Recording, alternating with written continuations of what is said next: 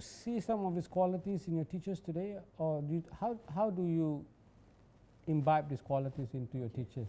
So, how do you train someone to be an effector, right? So if you look at those skills like timeliness, if you look like the skills like being open-minded, a researcher, these are all, a lot of them are management soft skills. So I think it's time to bring in management soft skills into schools. So, and not so much of training of classroom management and content management. So I think a lot of the things that managers outside the industry are being trained, we can bring into the class. Funny, actually there is a theory of being funny. I mean, look at all the stand-up comedians.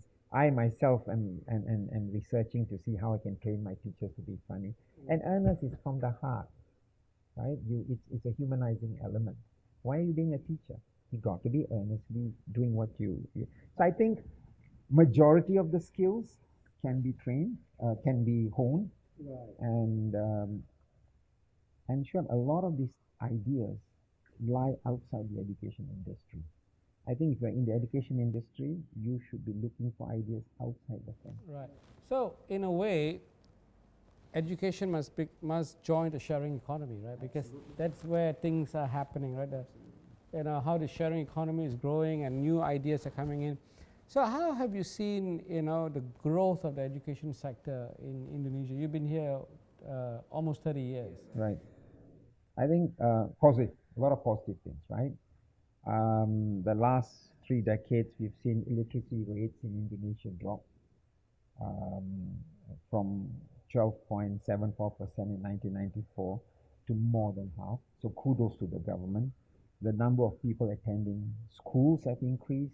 I'm just very happy to see this. Great progress by the Indonesian government.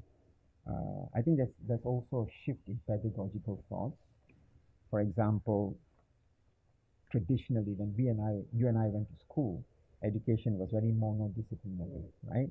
The more you study, the more you end up being an expert in one area. Today, the teaching is, yes, be an expert in one area, but also be knowledgeable in other areas, because companies are going to ask you to multitask. I'm seeing this in some schools in Indonesia. I'm encouraged, but I would like to see this more in Tier B, Tier C cities. I think that's where the great opportunity, that's where the biggest impact will take place, and that's what I'm very seriously looking at. Right.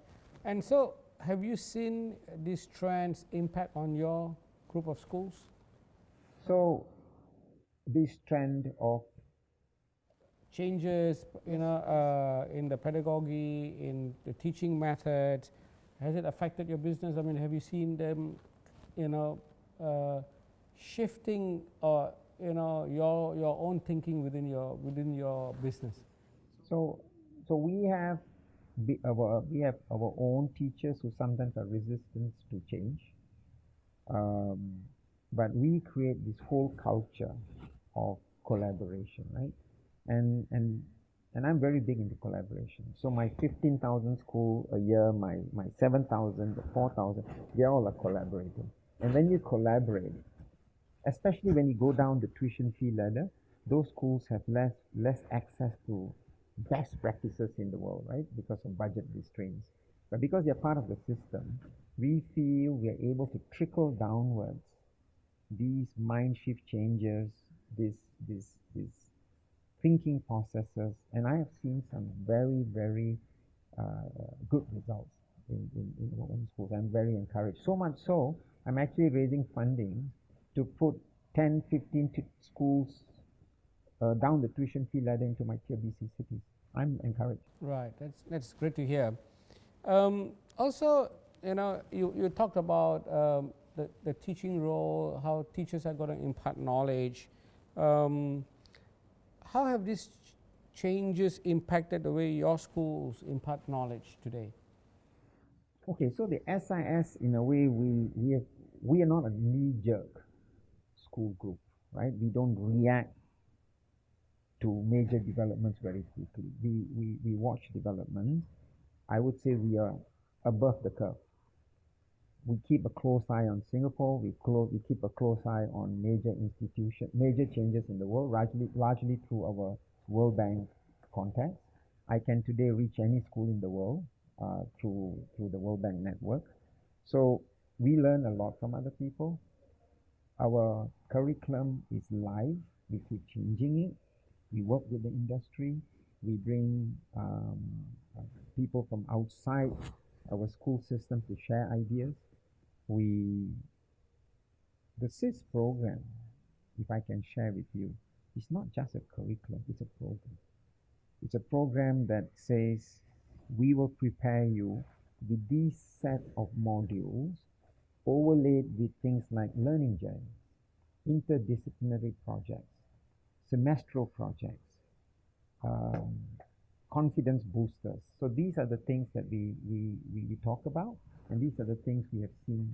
So the kids have gone to universities like Imperial College, to Oxford, National University of Singapore. So what I'm trying to say is you don't have to spend 30,000 US dollars, right, to go to great universities. Education must be made accessible. Right. And on that point, you know, in terms of making educational accessible, you are now launching the Inspirasi schools. Yes, I am. Yeah. And I think it's a great initiative. It's a great idea, but more than that, I think it will have a huge impact, social impact on Indonesia. You know, what is your main objective behind the launch of Inspirasi? So let me first explain what is Inspirasi. Inspirasi is our new brand at the $2,000 price point. This is a school or a network of schools that we are going to put across Indonesia. And for Inspirasi, I'm driven by 3 mantras. 1, the school must be impactful. Wherever I put it, it must be impactful, and impact must be measurable. Number 2, it must be financially sustainable. And number 3, of course, we must provide as much employment in the community as possible. And we bring in a lot of corporate principles. I'm a firm believer of bringing outside ideas from outside the industry. So Inspirasi is our next generation of schools across Indonesia. It will be accessible. We will be partnering with groups like the World Bank.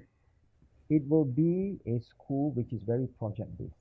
Students are we are going to add a different dimension to the national curriculum. I'm going to bring in the values of Pancasila. I'm going to make the school focused on 21st century skills, which I call PACE, perseverance, analytical skills, collaboration, communication, entrepreneurism. I'm going to bring back traditional sports, the love for batik printing, Pancasila, and it will be a school for Indonesians by Indonesians. And I'm going to put 20 of those across the country. I mean, it's really impressive what you're trying to achieve. Are you working with the government on this, or is it something that it will hopefully, you think you can influence the state education system going forward? So where am I right now? Sometime in January, we will be on a major fundraising drive. I'll be heading to the US. I'm heading to the Middle East. I'm talking to impact funds. So that's a lot of interested groups who want to fund Inspirasi, but I have to make sure it's patient money. In terms of the government, I will plan to work with local mayors and governors and work with them for an Inspirasi school there, so that we can open the doors to train public school teachers. I mean, think about it. These schools will be typically for Indonesians, about 1,500 students, one typical school, or 1,300, there'll be 130 teachers. Where am I going to get these teachers, right? I tell you, I've been into the provinces. There is some wonderful passion out there. I just need to harness the passion. So we're working with groups to enhance the training program. I'm going to work with universities and pick the most passionate teachers to do. So it'll be a challenge, but I love challenge. I've known you to always overcome challenges. Thank you, thank you. Moving on a little bit, you know, I think congratulations are in order for you. You recently won the prestigious Financial Times IFC Transformational Business Award for transformational solutions in education, knowledge, and skills.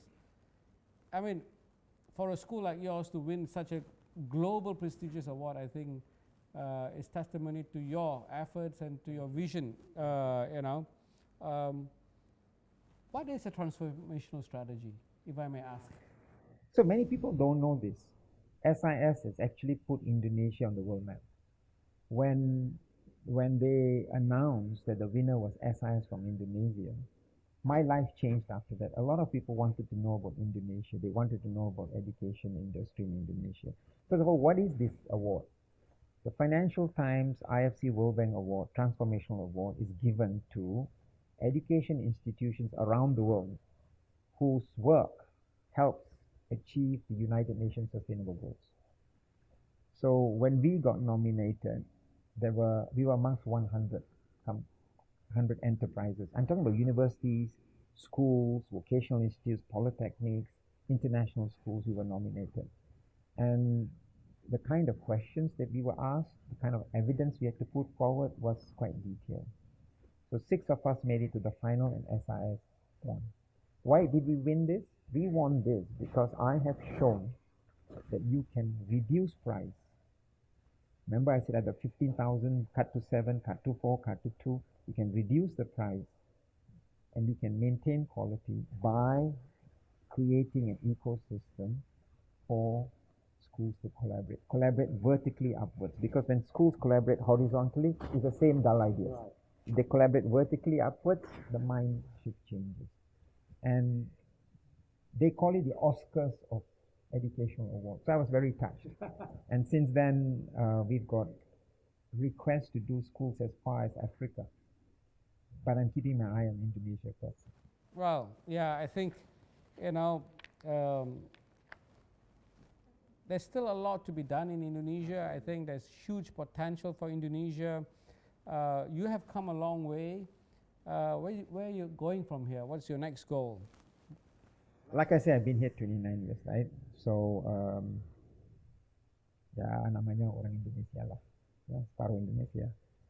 So impian saya untuk Indonesia, my mission is to make education accessible. I'm not shifting from that. In the next 5 years, we will be doing 5 SIS schools. These will be priced at about $5,000 a year. Surabaya, Bandung, Makassar, 1 in Bali, and 1 in Kalimantan. So with that, I'll be on every island. I will also be putting 10 Inspirasi schools spread out. We have done a study. We have picked up the cities, and that's the plan in the next 5 years. Right, and beyond? Beyond 5 years. Can we actually look beyond 5 years? We should. If I'm going to raise funding from investors, they want to know what's happening beyond. Sure, as I expand in Indonesia, I'm also looking at expanding in the region. See, my Inspirasi schools, the students are going to interact with other international schools. So we're going to put footprints in the Philippines, we're going to put footprints in Thailand. But can you imagine an Indonesian student sitting in Lampung doing a project with another student in Kenya where we will have schools? Can you imagine the power of that thought? Teachers in Malang collaborating with another teacher in Myanmar. That's what Inspirasi will create. So more schools in the region beyond the 50-year mark. And I mean, it's an ambitious challenge. It's an ambitious program, You're a very confident person, I know, but, how confident are you that you will be achieving all this in the next decade? I've been asked this many times, how confident I am. I am very confident. Why? Because I've done this. I've taken SIS at a $15,000 price point. I've halved that to 7,000. We have several successful schools. I halved that to 4,000 and I halved that to $2,000.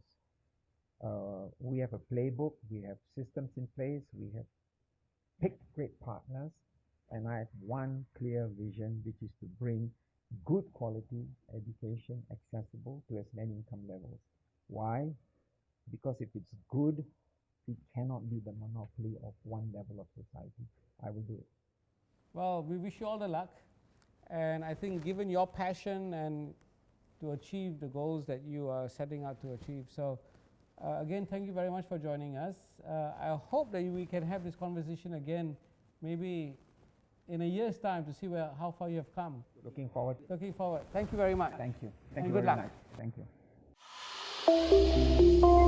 you.